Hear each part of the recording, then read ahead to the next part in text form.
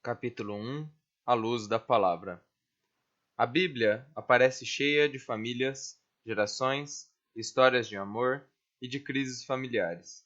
Desde as primeiras páginas, onde entra em cena a família de Adão e Eva, com o seu peso de violência, mas também com a força da vida que continua, até as últimas páginas, onde aparecem as núpcias da esposa e do cordeiro. As duas casas de que fala Jesus, construída ora sobre a rocha e ora sobre a areia, representam muitas situações familiares, criadas pela liberdade dos que nela habitam, porque, como escreve o poema, toda casa é um candelabro. Agora, entremos em uma dessas casas, guiados pelo salmista, através de um canto que ainda hoje se proclama nas liturgias nupciais, quer judaicas, quer cristãs. Feliz quem teme o Senhor e segue seus caminhos. Viverás do trabalho de tuas mãos, viverás feliz e satisfeito. Tua esposa será como uma vinha fecunda no interior de tua casa, teus filhos como brotos de oliveira ao redor de tua mesa. Assim será abençoado o homem que teme o Senhor. De Sião o Senhor te abençoe. Possas ver Jerusalém feliz todos os dias de tua vida, e vejas os filhos de teus filhos. Paz sobre Israel. Tu e a tua esposa. Cruzemos então o limiar dessa casa serena, com a sua família sentada ao redor da mesa em dia de festa. No centro, encontramos o casal formado pelo pai e a mãe, com toda a sua história de amor. Neles se realiza o desígnio primordial que o próprio Cristo evoca com decisão. Nunca lestes que o Criador desde o princípio os fez homem e mulher? E retoma o mandato do livro do Gênesis. Por isso deixará o homem, o pai e a mãe, se unirá à sua mulher, e eles serão uma só carne. Os dois primeiros capítulos grandiosos do Gênesis oferecem-nos a representação do casal humano em sua realidade fundamental. No trecho inicial da Bíblia, sobressaem-se algumas afirmações decisivas. A primeira, citada sinteticamente por Jesus, declara: Deus criou o ser humano à sua imagem, a imagem de Deus o criou. Homem e mulher, ele os criou. Surpreendentemente, a imagem de Deus tem como paralelo explicativo precisamente o casal homem e mulher. Quererá isso significar que o próprio Deus é sexuado ou tem ao seu lado uma companheira divina, como acrescentam algumas religiões antigas? Não, obviamente.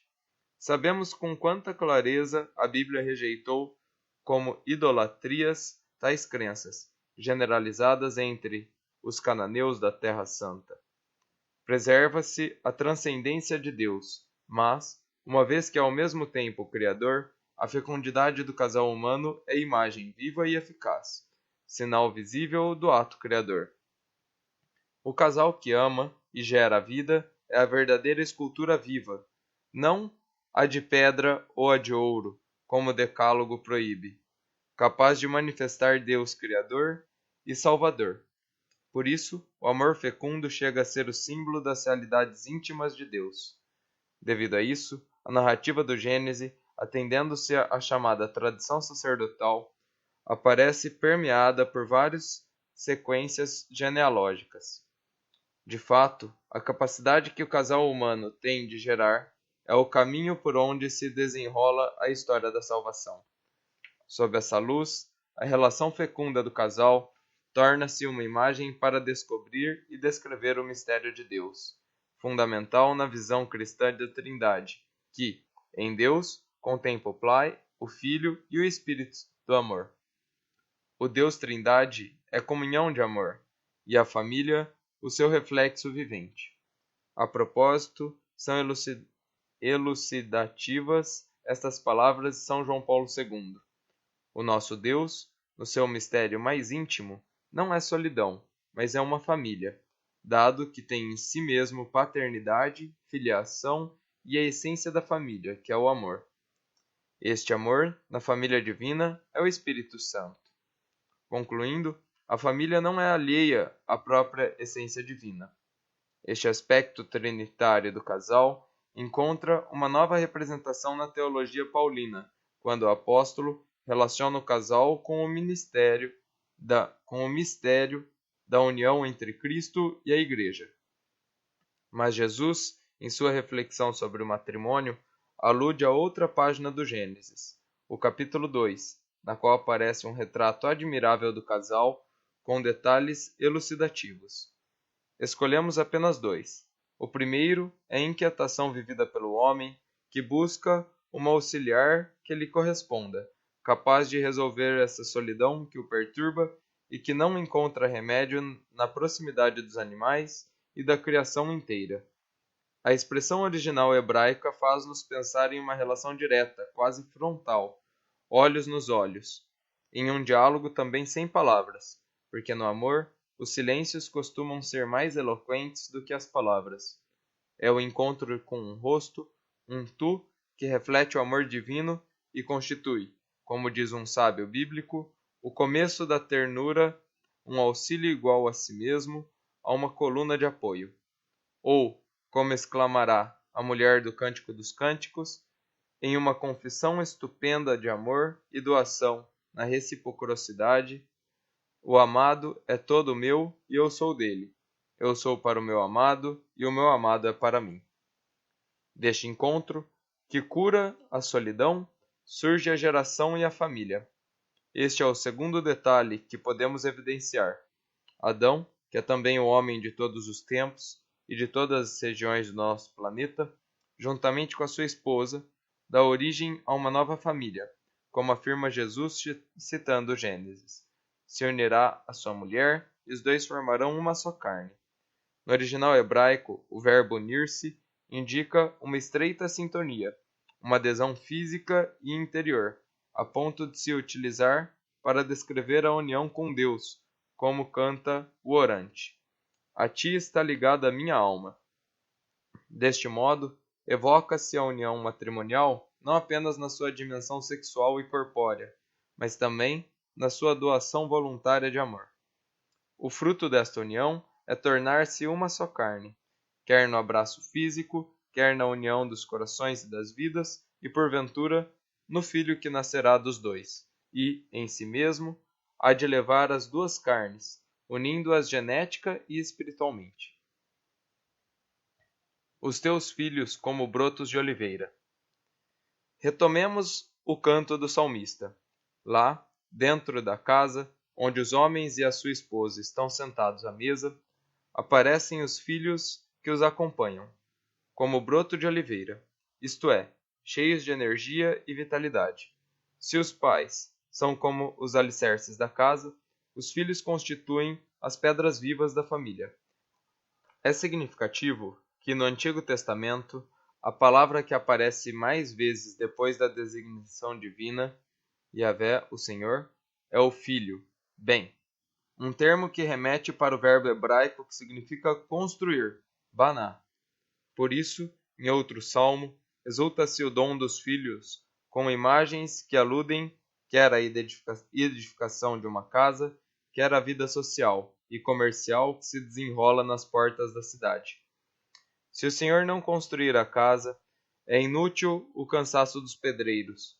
Os filhos são herança do Senhor, é graça sua o fruto do ventre. Como flechas na mão de um guerreiro, são os filhos gerados na juventude. Feliz o homem que tem uma aljava cheia deles. Não ficará humilhado quando vier à porta para tratar com seus inimigos. É verdade que essas imagens refletem a cultura de uma sociedade antiga, mas a presença dos filhos é, em todo caso, um sinal de plenitude da família, na continuidade da mesma história de salvação, de geração em geração. Sob essa luz, podemos ver outra dimensão da família. Sabemos que, no Novo Testamento, se fala da igreja que se reúne em casa. O espaço vital de uma família podia transformar-se em igreja doméstica, em local da Eucaristia, da presença de Cristo sentado à mesma mesa. Inesquecível é a cena descrita no Apocalipse. Eis que estou à porta e bato. Se alguém ouvir minha voz e abre a porta, eu entrarei na sua casa, e tomaremos a refeição, eu com ele e ele comigo. Esboça-se assim uma casa que abriga no seu interior a presença de Deus, a oração comum e, por conseguinte, a bênção do Senhor. Isso mesmo se afirma na aclamação final do Salmo 128, que nos serviu de base. Assim será abençoado o homem que teme o Senhor. De Sião, o Senhor te abençoe. A Bíblia considera a família também como local de catequese dos filhos. Vê-se isso claramente na descrição da celebração pascal, mais tarde explicado na Haggadah judaica, concretamente no diálogo que acompanha o rito da ceia pascal. Eis, como um salmo, exalta o anúncio familiar da fé. O que nós ouvimos, o que aprendemos, o que nossos pais nos contaram, não ocultaremos a seus filhos, mas vamos contar à geração seguinte as glórias do Senhor, e o seu poder e os prodígios que operou. Ele estabeleceu uma regra em Jacó, pôs uma lei em Israel. Ordenou a nossos pais que a ensinassem a seus filhos, para que tomasse conhecimento a geração seguinte, a dos filhos que vão nascer, que por sua vez dirão a seus filhos. Por isso, a família é o lugar onde os pais se tornam os primeiros mestres da fé para seus filhos. É uma tarefa artesanal, pessoa a pessoa, e quando teu filho amanhã te perguntar, tu lhe dirás. Assim entoarão o seu canto, o Senhor, as diferentes gerações, rapazes e moças, os velhos junto com as crianças.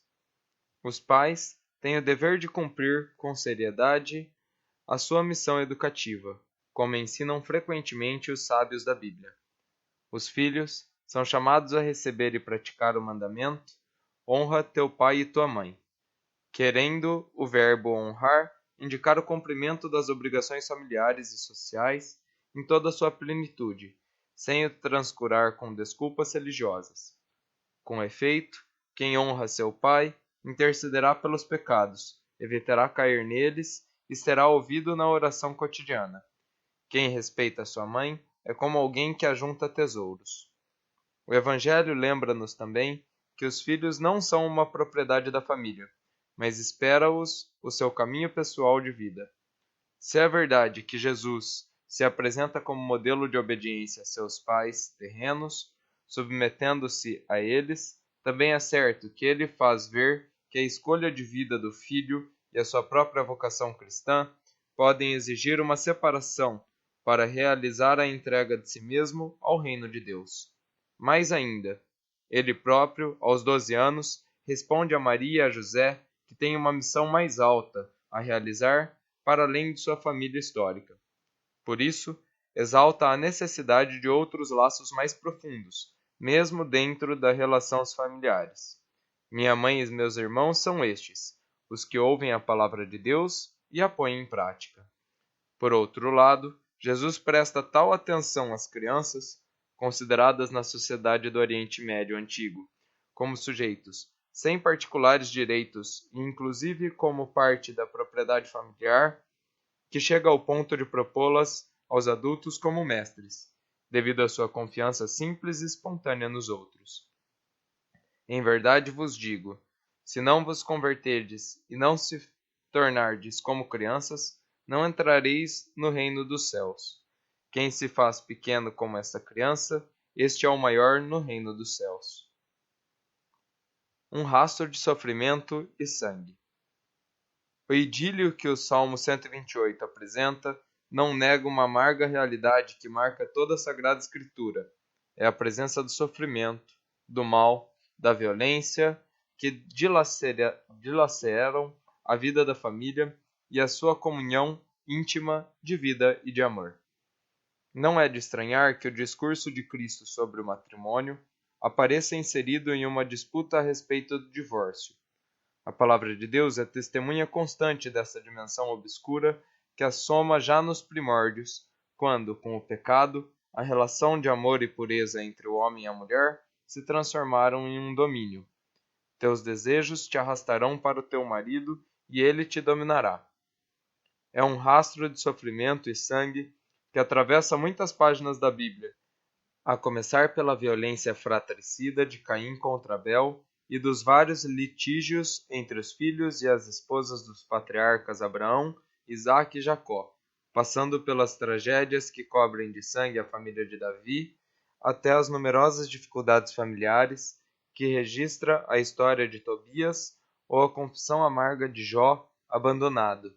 Deus afastou de mim os meus irmãos, os meus parentes, como estranhos me evitaram. Minha mulher enjoou-se de meu hálito e tornei-me asqueroso aos filhos de minha mãe. O próprio Jesus nasceu em uma família modesta, que, à pressa, tem de fugir para uma terra estrangeira. Entra na casa de Pedro, onde a sua sogra está doente. Deixa-se envolver no drama da morte na casa de Jairo ou no lar de Lázaro. Ouve o pranto desesperado da viúva de Naim pelo seu filho morto. Atende o grito do pai do epilético em uma pequena povoação rural. Encontra-se com publicanos, como Mateus ou Zaqueu, nas suas próprias casas, e também com pecadoras, como a mulher que invade a casa do fariseu. Conhece as ansiedades e as tensões das famílias, inserindo-as nas suas parábolas, desde filhos que deixam a própria casa para tentar alguma aventura, até filhos difíceis com comportamentos inexplicáveis, ou vítimas da violência. Intera-se ainda pela situação embaraçosa que se vive nas bodas pela falta de vinho, ou pela recusa dos convidados a participar nelas, e conhece também o pesadelo que representa a perda de uma moeda em uma família pobre. Nesta breve resenha, podemos comprovar que a palavra de Deus não se apresenta como uma sequência de teses abstratas, mas como uma companheira de viagem, mesmo para as famílias que estão em crise ou imersas em alguma tribulação, mostrando-lhes a meta do caminho quando Deus enxugar todas as lágrimas dos seus olhos. A morte não existirá mais, e não haverá mais luto, nem grito, nem dor. O fruto do teu próprio trabalho. No início do Salmo 128, o pai é apresentado como um trabalhador que pode, com a obra de suas mãos, manter o bem-estar físico e a serenidade de sua família. Viverás do trabalho de suas mãos, viverá feliz e satisfeito. O fato de o trabalho ser uma parte fundamental da dignidade da vida humana deduz-se todas as primeiras páginas da Bíblia, quando se afirma que Deus tomou o homem e o colocou no jardim do Éden para o cultivar e guardar. Temos aqui a imagem do trabalhador que transforma a matéria e aproveita das energias da criação, fazendo nascer o pão ganho com o suor, para além de cultivar a si mesmo. O trabalho torna possível simultaneamente o desenvolvimento da sociedade, o sustento da família e também a sua estabilidade e fecundidade. Possas ver Jerusalém feliz todos os dias de sua vida, e vejas os filhos de teus filhos. No livro dos Provérbios, realça-se também a tarefa da mãe de uma família, cujo trabalho aparece descrito em suas múltiplas situações diárias, merecendo o elogio do marido e dos filhos. O próprio apóstolo Paulo sentia-se orgulhoso por ter vivido sem ser um fardo para os outros, porque trabalhou com as suas mãos, garantindo-se deste modo o sustento. Estava tão convencido da necessidade do trabalho que estabeleceu uma férrea norma para suas comunidades: quem não quer trabalhar, não coma. Dito isto, compreende-se que o desemprego e a precariedade laboral geram sofrimento, como atesta o livro de Ruth e como lembra Jesus na parábola dos trabalhadores sentados, em ócio forçado, na praça da localidade, ou como pôde verificar pessoalmente, vendo-se muitas vezes rodeado de necessitados e famintos. Isso mesmo vive tragicamente a sociedade atual em muitos países, e esta falta de emprego afeta, de várias maneiras, a serenidade das famílias. Também não podemos esquecer a degeneração que o pecado introduz na sociedade, quando o homem se comporta como um tirano com a natureza, devastando-a, utilizando-a de forma egoísta e até brutal. Como consequência, temos simultaneamente a desertificação do solo, e os desequilíbrios econômicos e sociais, contra os quais se levanta abertamente a voz dos profetas, desde Elias até chegar às palavras que o próprio Jesus pronuncia contra a injustiça. A ternura do abraço. Como distintivo dos seus discípulos, Cristo pôs sobretudo a lei do amor e o dom de si mesmo aos outros, e o fez por meio de princípios que um pai ou uma mãe costumam testemunhar na sua própria vida. Ninguém tem amor maior do que aquele que dá a vida por seus amigos. Fruto do amor são também a misericórdia e o perdão. Nesta linha, é emblemática a cena que nos apresenta uma adúltera na esplanada do Templo de Jesus, Jerusalém, primeiro rodeada pelos seus acusadores e depois sozinha com Jesus, que não a condena, mas a convida a uma vida mais digna. No horizonte do amor, especial na experiência cristã do matrimônio e da família, destaca-se ainda outra virtude, um pouco ignorada nesses tempos de relações frenéticas e superficiais, a ternura. Detenhamo-nos no terno e denso Salmo 131, onde, como se observa, aliás, em outros textos, a união entre o fiel e o seu Senhor é expressa com os traços de um amor paterno e materno. Lá aparece a intimidade delicada e carinhosa entre a mãe e o seu bebê, um recém-nascido que dorme nos braços de sua mãe depois de ter sido amamentado. Como indica a palavra hebraica gamul, trata-se de um menino que acaba de mamar e se agarra conscientemente à mãe, que o leva ao colo. É, pois, uma intimidade consciente e não meramente biológica. Por isso canta o salmista: Antes me acalmo e tranquilizo, como criança desmamada no colo de minha mãe. Paralelamente, podemos ver outra cena na qual o profeta Oséias atribuiu a Deus, visto como pai, essas palavras comoventes: Quando Israel era criança e eu o amava, sim, fui eu quem ensinou Efraim a andar, segurando-o pela mão, só que eles não percebiam que era eu quem deles cuidava. Com este olhar feito de fé e amor, de graça e compromisso, de família humana e trindade divina, contemplamos a família que a palavra de Deus confia nas mãos do marido, da esposa e dos filhos, para que formem uma comunhão de pessoas que sejam imagem da união entre o Pai, o Filho e o Espírito Santo. Por sua vez, a atividade geradora e educativa é um reflexo da obra criadora do Pai. A família é chamada a compartilhar a oração diária, a leitura da Palavra de Deus e a comunhão eucarística, para fazer crescer o amor e tornar-se cada vez mais um templo onde habita o Espírito.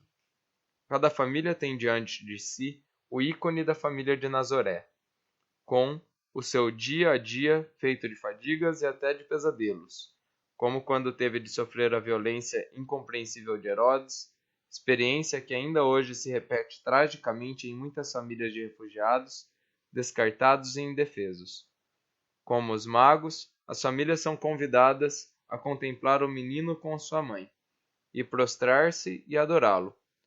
Como Maria, as famílias são exortadas a viver, com coragem e serenidade, os desafios familiares tristes e entusiasmantes, e aguardar e meditar no coração as maravilhas de Deus. No tesouro do coração de Maria estão também todos os acontecimentos de cada uma das nossas famílias, que ela guarda solicitamente. Por isso, pode ajudar-nos a interpretá-los de modo a reconhecer a mensagem de Deus na história familiar.